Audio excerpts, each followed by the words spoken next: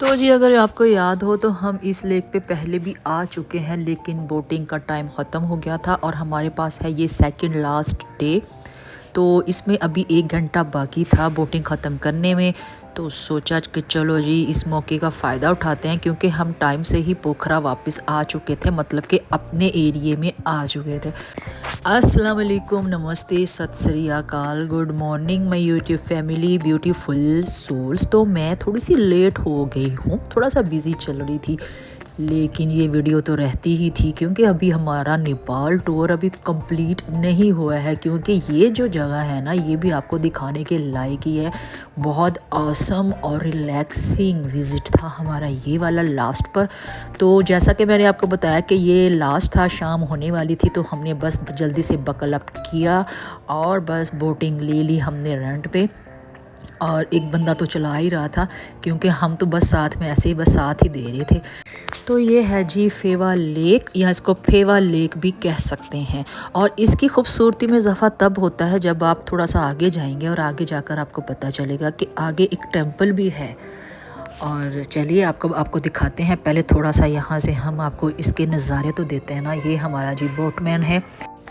दो लफ्ज़ों की है दिल की कहानी, या है मोहब्बत या है जवानी।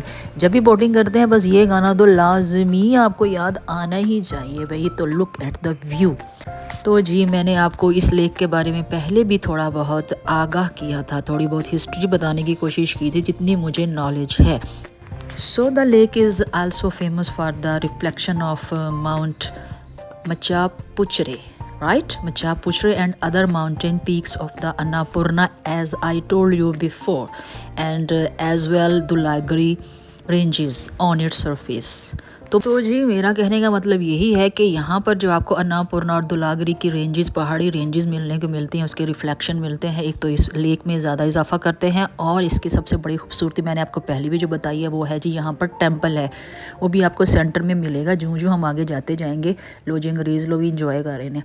तो बस जैसे जैसे हम आगे जाएंगे हम आपको आगे जाके टेंपल भी दिखाएंगे, जो कि इस लेक में और ज़्यादा खूबसूरती का इजाफा बनती है। तो जी इस लेक में सिंपल फिशेस पाई जाती हैं और कुछ ख़ास नहीं है, लेकिन बस इसका एक व्यू, एक टेंपल, और third one is the boating. अगर आप बोटिंग करके जब यहाँ से ऐसे पूरे नज़ारे का एंजॉय करते हैं तो फिर आपको फील होता है बिल्कुल पीसफुल जो है ना पूरा एनवायरनमेंट है। और शाम का टाइम सनसेट हो रहा है। और ये भी आपको पता चल गया होगा कि ये सेकंड लार्जेस्ट लेक है नेपाल में। And this lake is surrounded by a forest that is home to a variety of birds. तो आपको अगर आप साइडों पे देखेंगे तो आपको पूरा एक जंगल नज़र आएगा। और अगर आपने कोई पैकेज करवाना है 2 से 4 दिन का, 1 हफ़्ते का मैक्सिमम ये टूर भी जाता है। और यहाँ पे आपको वो टूर करवाते हैं, पूरी हाइकिंग होती है, पूरी कैंपिंग आप कर सकते हैं आगे जाकर। और जो जो भी जहाँ भी जितने जगह मिले तो उत्थे ही सोना पेगा। हाइकिंग का मतलब ही क्या है भी कैंपिंग का। तो हम लोग तो हम गए नहीं, असी कितने जा सकते सी, बस अंग्रेज़ लोग इन्हें जड़े पाइए हो जो कम करते हैं वही जाते हैं। तो बहुत से लोग थे जो उस साइड पे निकल गए थे जी, जंगलों की तरफ। ओ माय गॉड, सुबहान अल्लाह, क्या खूबसूरत मंजर है भाई। लेकिन वीडियो पे भी शायद उस तरह से नज़र नहीं आ रहा जिस तरह से हमने खुद अपनी आंखों से देखा है। तो friends look at the temple named ताल बराही टेंपल। सो जी ये डेडिकेट किया गया है वहाँ की गॉडेस को। बराही भगवती के नाम से एक गॉडेस है, उसको ये डेडिकेट करने के लिए बनाया गया है। तो ये आप जो साइड देख रहे हैं ना, इस साइड पे हम पहले आ चुके हैं। जो पिछली दफ़ा, जो पिछली मेरी वीडियोस में अगर आपने देखा होगा तो हमने वहाँ पे जो दिल शिल बना था ना जहाँ पे, वो वाली ये वो जगह है। तो हमने पहले उस साइड को कवर किया था, लेकिन अब बोटिंग के लिए हम इस साइड पे आ गए थे, कुछ ज़्यादा ही दूर आ गए थे, क्योंकि इस साइड पे भी बोटिंग आप कर सकते हैं।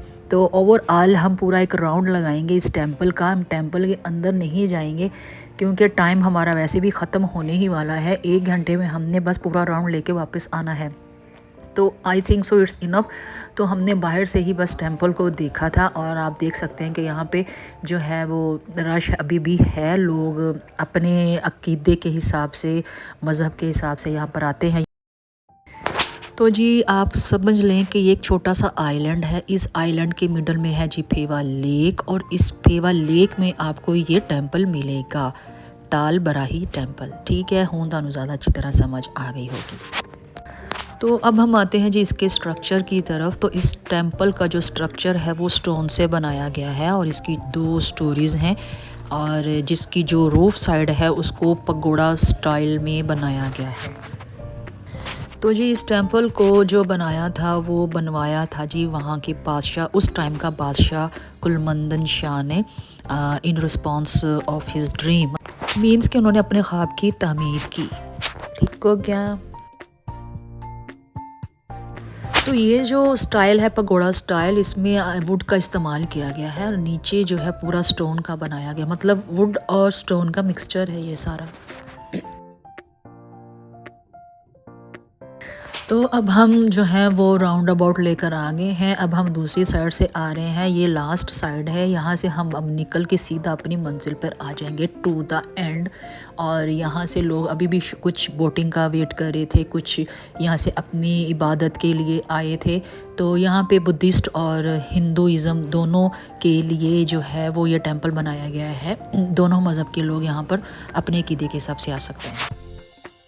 तो जी ओवरऑल नेपाल अगर आप आते हैं तो आपको वहाँ का कल्चर रिलीजियसली तौर पर और सकाफ़ती तौर पर, कल्चर के तौर पर आपको हर तरह से वहाँ से आपको नज़र आएगा, क्योंकि जिस तरह से नेपाल में अपने आप को इस्टेब्लिश किया है फॉर विज़िटर्स, और उन्होंने अपनी जो है वो हिस्ट्री को बताने की कोशिश की है, बड़ी खूबसूरती से वो जो है उन्होंने रिप्रेजेंट किया है। इट मीन्स कि नेपाल में आपका आना जो है वो बेकार नहीं जाएगा, मस्ट विज़िट है नेपाल का, क्योंकि ये एक अलग से ही एक्सपीरियंस होगा।